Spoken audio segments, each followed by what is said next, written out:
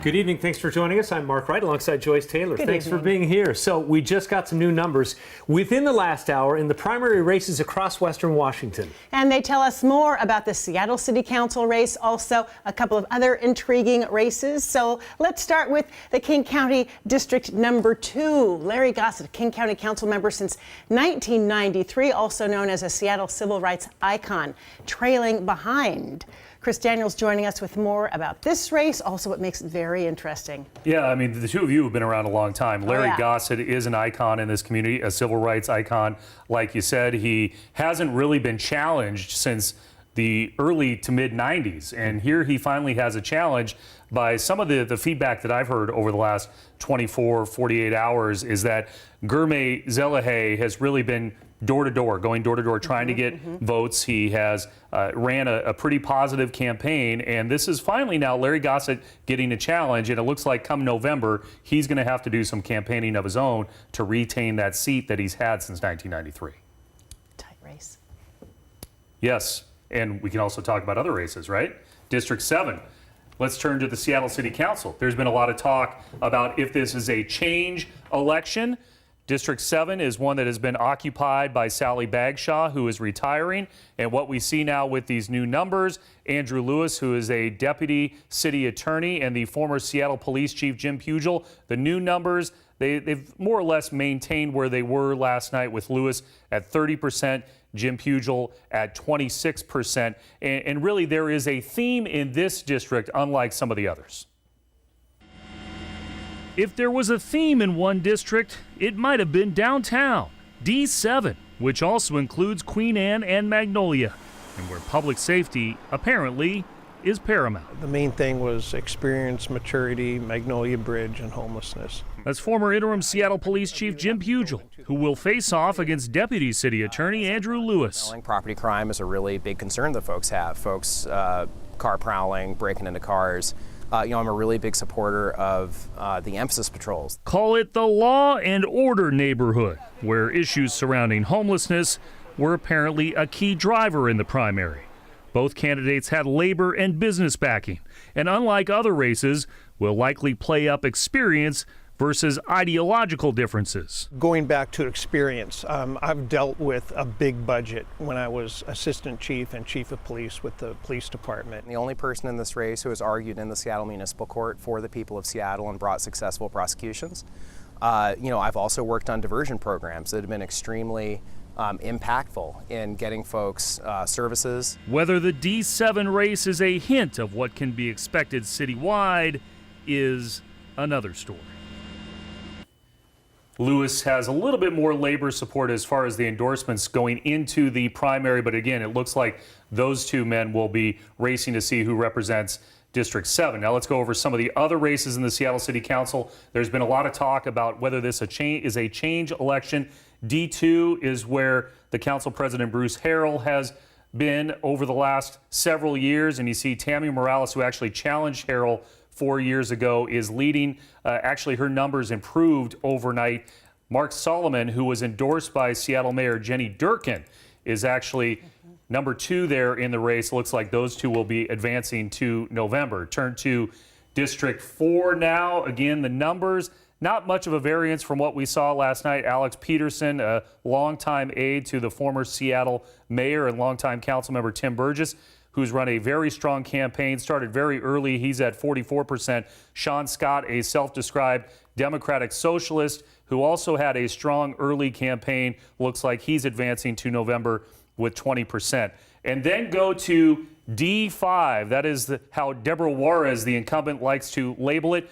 An incumbent who, again, like Lisa Herbold and Shama Sawant, running below 50%. And that is going to be a number that we continue to focus on. She's at 43% of the vote. Ann Davison-Sattler looks like she will be advancing to the November election to take on Deborah Juarez. I had a chance to talk with Deborah Juarez today. She said she's absolutely fine with those numbers. She thinks it's indicative of what she has seen and heard on the ground, that she believes that her record over the last 4 years, which involves bringing overpass to I-5, being involved in sound transit, the redevelopment of Northgate Mall, that she thinks she will have enough to carry her on through November to a second term, and she's very confident going in, although I think a lot of people look at this from the outside as far as the numbers and say, hey, this might be an incumbent in trouble. So, Chris, a lot of people didn't run for re-election on the city council. A lot of people said this was a sea change moment. Based on the numbers that we have so far, the incumbents who are running for re-election don't appear to be getting tossed out, at least. Yeah, and we can look at numbers from another race as well. That is District 6. This is up in North Seattle, where a lot of people have been concerned about crime and public safety. And you see that this was really kind of the one surprise of the night. The numbers actually going up for Dan Strauss as well. He's a aide to Sally Bagshaw, who is retiring. Once again, Heidi Wills, she was a council member back in the early aughts, about 2003, lost her seat in an infamous scandal at City Hall called Strippergate, which we'll talk about in the months to come, but that's how she lost her position. And you were just mentioning the other incumbents. This is the number that I think a lot of people are going to focus on. Councilmember Shama Sawant, people either love her or hate her in District 3, and her numbers really didn't improve here overnight. She's still at about 34%. That is not very good for an incumbent. In fact, I want to tell you the number that she had in the primary back in 2015. It was 52%. So she is 18 points off what she did 4 years ago. Egan Orion, who's been backed by business interests, he has some business credibility up on Capitol Hill. He looks like he will be facing off against her as having the second highest number. I talked to him today about what it means to come in second place. Here's what he had to say. That's a great position to be in. Against an incumbent for a first-time politician, heck yeah. Yeah, I feel really good about that. And Sawant's number is incredibly low for an incumbent. So it just proves what we've thought all along, that she's incredibly vulnerable. So there you have it. He's confident at 23% that he will be able to coalesce some of those other candidates, the supporters of the other candidates, to defeat Sawant in November. Again, at 34%, that is not a good number for an incumbent. Now the question is, of all those other voters, who do they get behind? Do they go back behind Sawant, or do they get behind Egan Orion? Well, and there's a question, too, of how much money was spent on this campaign. And she had a lot of money, and she spent almost all the money she had on the primary. So are you surprised at the number that she has? She went all out in this primary, I think, by spending all of the money, $270,000. Right. But keep in mind, Egan Orion also had the PAC money behind him. And that's another whole story in this election cycle. The PACs have not spent their money. Those are the political action committees. He had CASE, which is the political arm of the Seattle Chamber, behind him.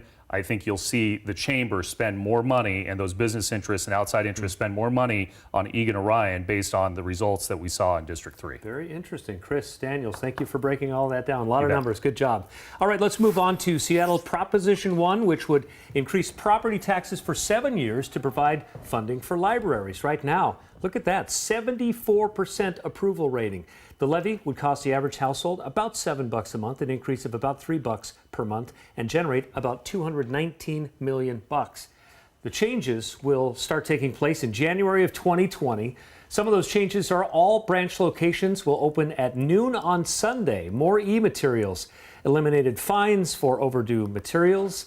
Some of the changes you'll see. And within the 7 years of additional funding, the library system also plans earthquake safety improvements at the Green Lake, University, and Columbia branches.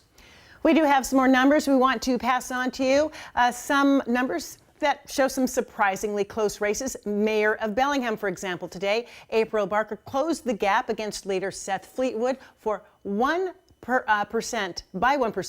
since last night. Current Mayor Kelly Linville is retiring, and the competition for her office has been pretty fierce. King 5's Eric Wilkinson joins us from the Whatcom County Elections Office. With these new numbers coming in here this afternoon, new leadership is on the way for the city of Bellingham. It may be the similarities of all of these candidates from all around the city that's making this race so tight. And with no incumbent to battle, the race is a free-for-all. Turnout was a lower than usual 29% for Bellingham's mayoral primary, but that hasn't detracted from the drama, with a close race and ballots still being counted. The mayor's office will soon have a new tenant, and many of the candidates have familiar faces. April Barker is a Bellingham city councilor, as is Pinky Vargas, who lost a state senate race last year by just 46 votes. Attorney Seth Fleetwood is a former city council member as well, and Garrett O'Brien is a fifth-generation Bellingham resident who served on the city's planning commission. Issues topping voters' minds here are the same as in many communities. The city's population has doubled in size since 1980, and people are being priced out. Bellingham's homeless population is growing as well, with crime creeping up right along with it. Retiring county auditor Debbie Adelstein says she's never seen a primary race for mayor this close in Bellingham. We don't often have candidates that are running that closely together, so obviously there was a lot of competition, a lot of people voting. And this is why it's important to vote in primaries, because that's where the decisions often get made. Votes will continue to be tabulated for at least another day. At that point, the top two contenders vying for the mayor's office at City Hall will face off in what is expected to be a very, very tight race come November. In Bellingham, Eric Wilkinson, King 5 News.